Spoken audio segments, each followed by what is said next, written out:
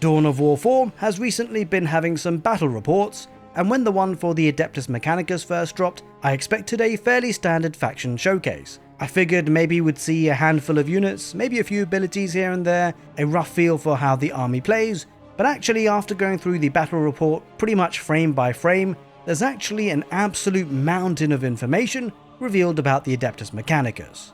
I get the feeling that actually they pretty much showcased the whole faction. There were upgrades shown here and there all over the battle report, multiple research paths, new fortifications, late game units, and plenty of mechanics that are pretty easy to miss actually if you're only focusing on the action. And now right from the opening minutes, the battle actually sets up an interesting comparison between the Adeptus Mechanicus and the Necrons, because despite being very different factions, they actually both try to establish control over the battlefield in their own special way. The Necrons spread their power matrix, creating territory where they reinforce faster, regenerate more quickly, and generate dominion, whilst Yan, who plays as the Adeptus Mechanicus today, steadily expands the AdMech's Noosphere Network, and as it happens, almost every important Mechanicus building contributes towards that network. Whether it's the War Cohort Altar, the Omnissian Cult, or the War Cohort Armory, all of them increase the network strength. But it's important to note that it's the Cogitator Relay that extends that network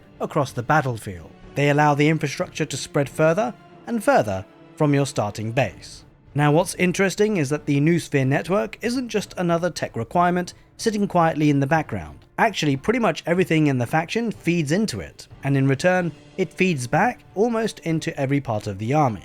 As the network strength increases, new research becomes available across multiple buildings, connected production structures become cheaper to train army, and eventually those discounts can climb from around 15% with some buildings all the way to 40% once you reach the higher tiers. It may even go further than that, but we don't quite yet know.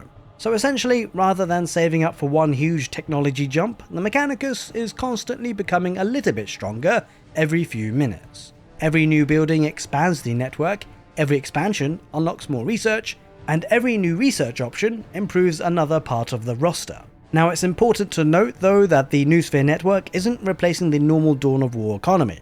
The Adeptus Mechanicus still relies on requisition and power, much like the other factions, well apart from the Necrons, but we'll talk about them later. But essentially the requisition covers much of the Mechanicus army production costs, reinforcements, and base expansion, while power becomes increasingly important as you move into more advanced buildings, specialist units, and heavier vehicles. Bear in mind though, you can also upgrade the requisition posts to mount defensive weapons and make them also generate even more resources.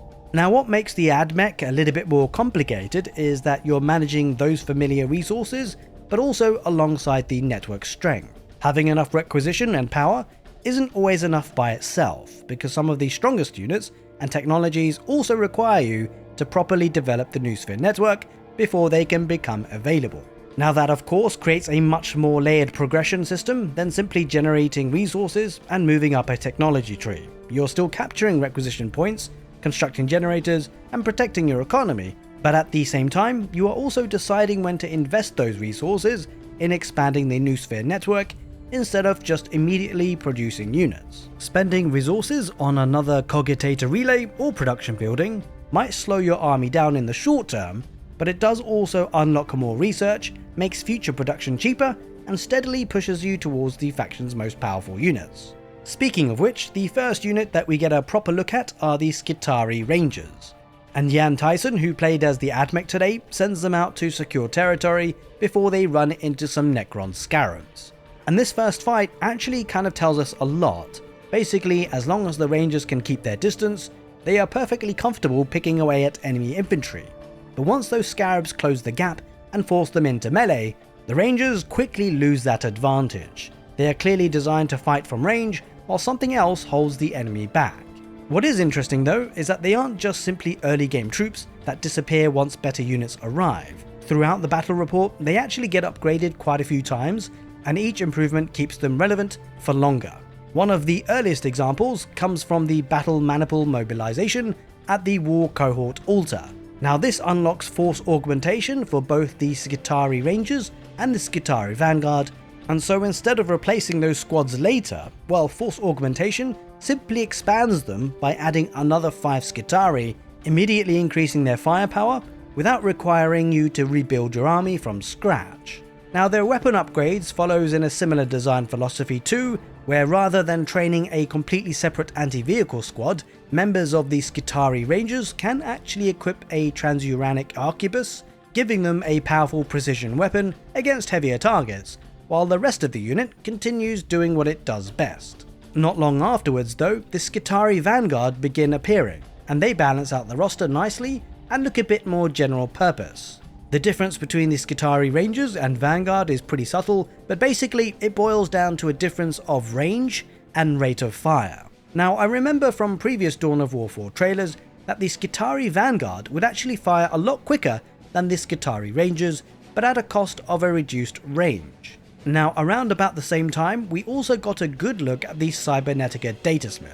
It's the builder unit for the Adeptus Mechanicus, and it goes out doing exactly what you'd expect, constructing buildings and repairing damaged vehicles. Every new section of the base, every new production building, every extension of the network depends on the Cybernetica Datasmiths, and so they are clearly a really important part of the Adeptus Mechanicus. They stay pretty relevant for the rest of the match as well, as they can repair mechanical units during combat. They also do contribute some supporting fire when needed, and later the Battle Codifier research allows the Dominus Forge Shrine to automatically maintain a number of these datasmiths for you. With that upgrade, Adeptus Mechanicus players will be spending far less time worrying about replacing the workers and far more time concentrating on the battles. Now Sec X-23, who is one of 2 heroes for the Adeptus Mechanicus, becomes much more noticeable as well as relevant as the battle settles into the mid-game. But not because he's running around winning fights on his own, but more because Jan Taysen in this particular battle report almost always keeps him alongside the rest of his army, and in fact he attaches him to different squads as new upgrades become available. And after looking through the tooltips, it's actually pretty easy to see why. His main ability, Control Edict, doesn't actually deal any direct damage at all. Instead, it actually temporarily increases an allied unit's armor, fire rate, and armor penetration, making whichever squad that it's used on significantly stronger during an engagement. Early on, that could be a unit of Skitarii Rangers or Vanguard, but as heavier units start arriving, the value of that ability only grows because you'd be buffing some of the strongest units in your army, rather than just relying on the commander himself. Now the passive upgrades keep pushing him in the same direction. Directed Binaric Entanglement increases the armor penetration of both Sec X-23 and the squad that is attached to, making them both much more effective against tougher targets. Battlefield Processing Cortex helps attached squads gain experience faster, whilst also reducing the damage that they take. And then we have Cantic Thrallnet, which expands those benefits even further by increasing the damage of nearby friendly units while reducing the damage that they receive. Now the rest of his war gear also follows the similar sort of pattern, where Hardened Commander reinforces the escorting squad with 2 extra Skitarii Vanguard, while Multitasking Cortex increases the number of Control Edict charges, giving him more opportunities to support different fights as they break out across the battle. Now when it comes to his own weapons, he's armed with a Radium Serpenter and Control Stave. He's perfectly capable of contributing in combat, but to be honest it really feels like his real value comes from everything happening around him and the army that he attaches to. Anyways, while Jan is making use of those abilities, another layer of progression is quietly opening up back at base. Essentially, as the network strength continues to increase, more research becomes available across multiple buildings.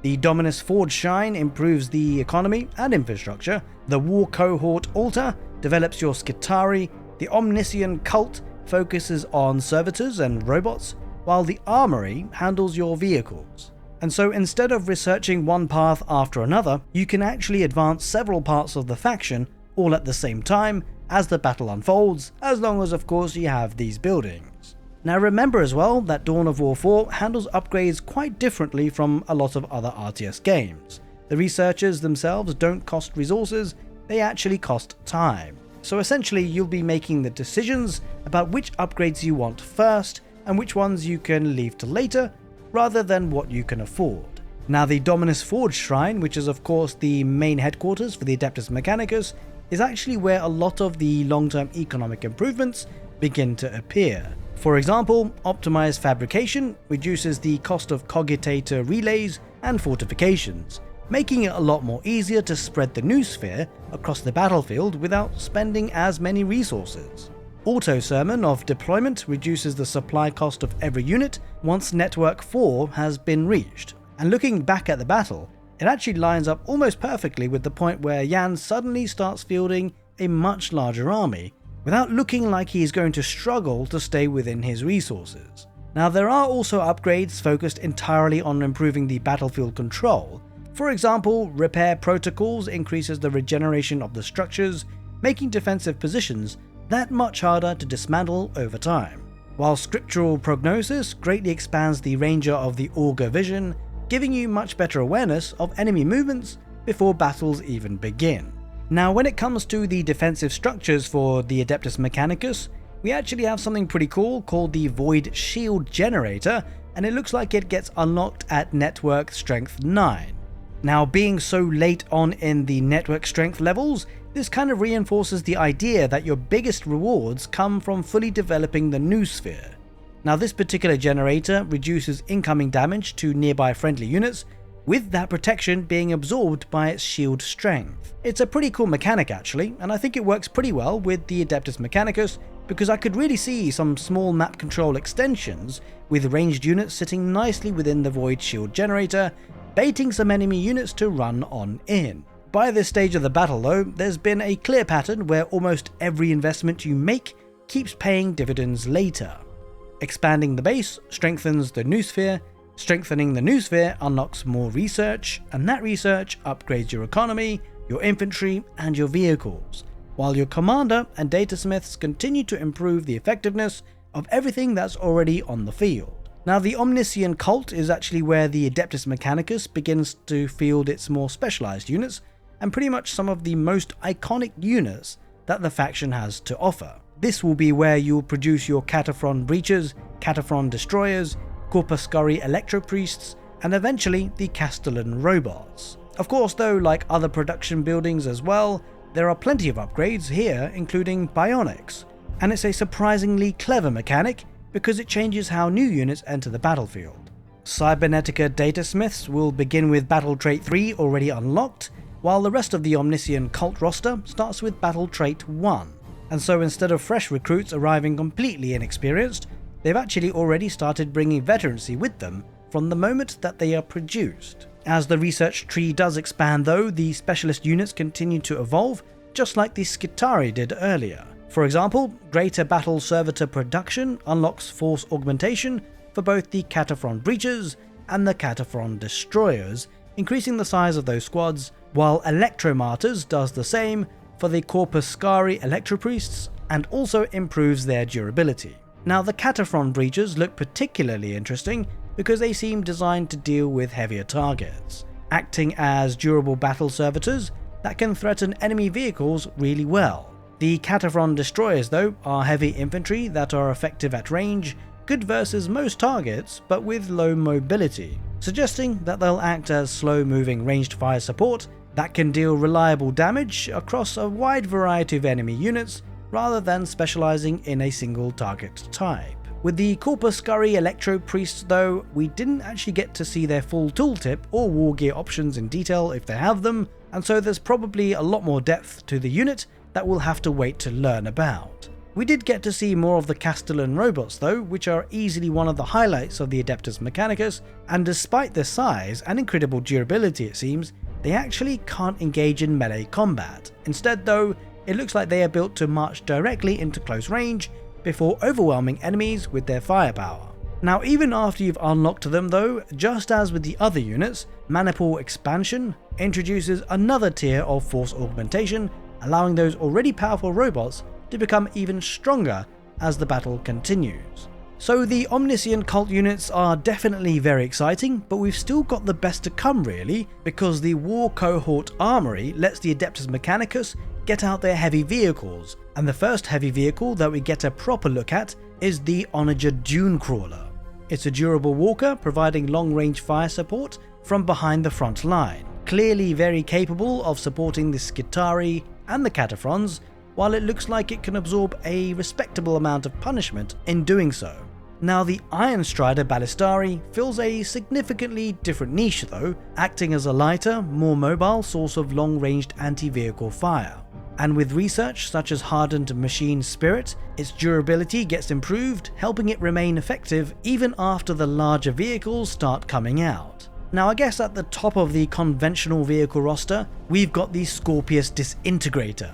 Armed with powerful long-ranged missiles, it really does feel like a reward for properly developing your infrastructure rather than simply accumulating enough resources. And by the time that Jan is able to field one, he's already invested heavily into expanding the Noosphere, reaching multiple technologies and strengthening almost every part of his army. And because of that, the Skorpius Disintegrator looks like it's meant to come to help the fight in later stages of battles, joining an army that's already been steadily improving for the entire match. Overall, I've got to say that there are plenty of really cool units for the Adeptus Mechanicus, but to be very honest, we haven't really seen the best one yet. Because the very best unit that the AdMech has to offer has got to be the Knight Castellan. It's a super heavy walker that excels at almost every target type and possesses very high durability. It's clearly the ultimate centerpiece unit for the Adeptus Mechanicus, capable of taking almost anything on, whilst soaking up an enormous amount of punishment as well.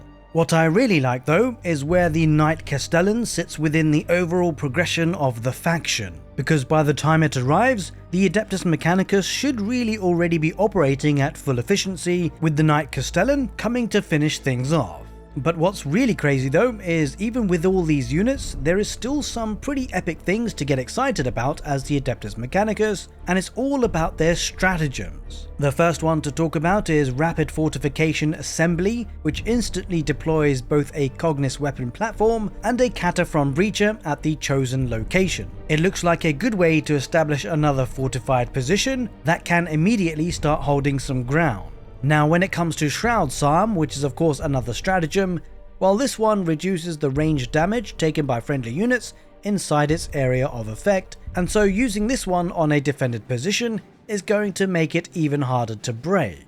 It could be really good for slow pushes and just really securing a position on the map. Now of course the AdMech stratagems can't all be entirely defensive, and so thankfully we also have the Rad Bombardment, which gives the faction a much more offensive option by saturating an area with radiation that continuously damages enemy units over time. And in fact, when we got to see it in the battle report, it actually seems to do an absolutely huge amount of damage. Now by the closing stages of the battle, I gotta say the development of the army has been actually quite remarkable, but for me the biggest takeaway from this reveal has got to be that the Adeptus Mechanicus clearly rewards careful planning, smart research decisions, and a steady building army where every unit, every structure, every upgrade contributes to something a lot larger.